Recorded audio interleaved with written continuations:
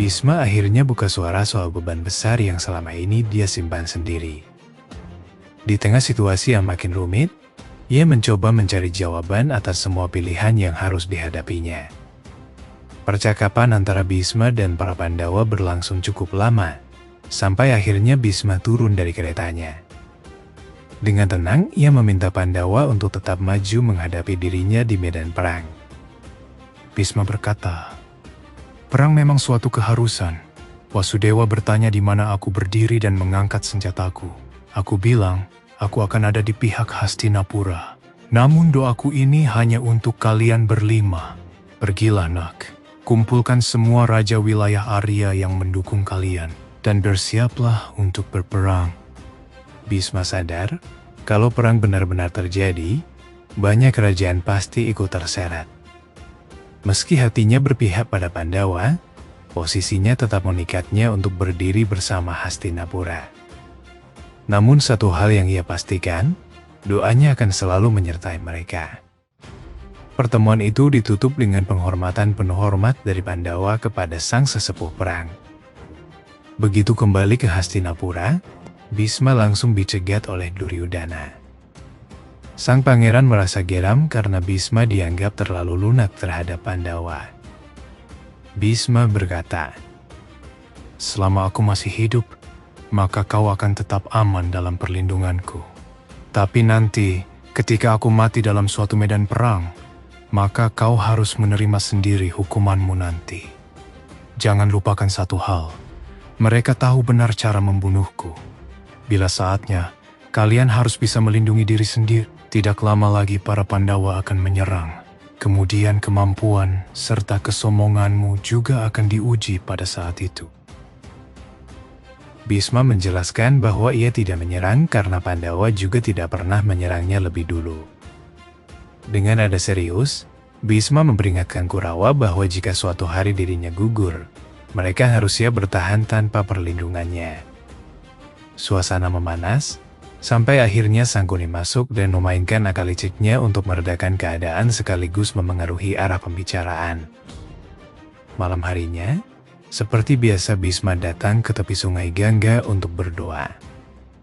Namun kali ini pikirannya dipenuhi bayangan mengerikan tentang rakyat yang akan menjadi korban perang. Rasa bersalah perlahan menghantui dirinya. Di tengah kegelisahan itu, Dewi Gangga muncul di hadapannya. Kepada sang ibu, Bhisma mengungkapkan semua penyesalan dan dosa yang selama ini ia pendam.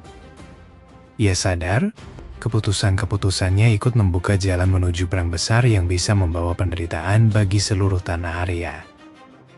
Bhisma berkata, "Sudah cukup lama aku menyembunyikan diriku dari dirimu, Ibu.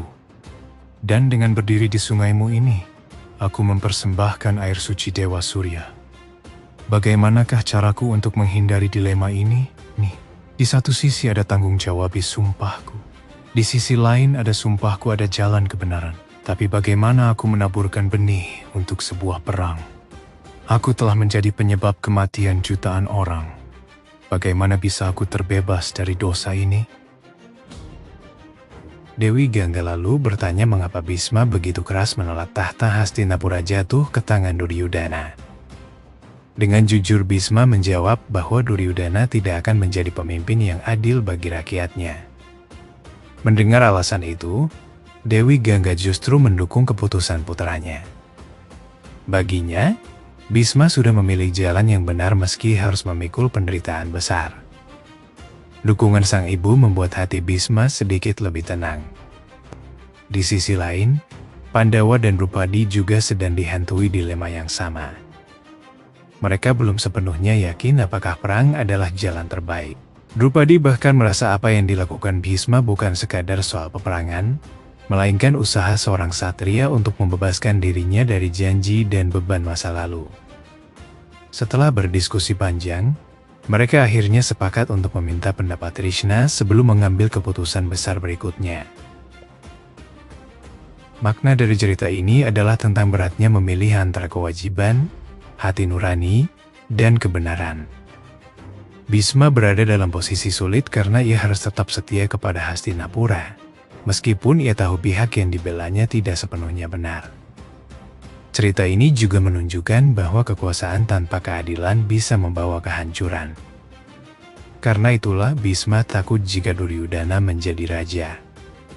Selain itu, kisah ini menggambarkan bahwa perang bukan hanya tentang menang atau kalah, tetapi tentang pengorbanan, penyesalan, dan usaha mencari jalan yang paling benar di tengah keadaan yang rumit.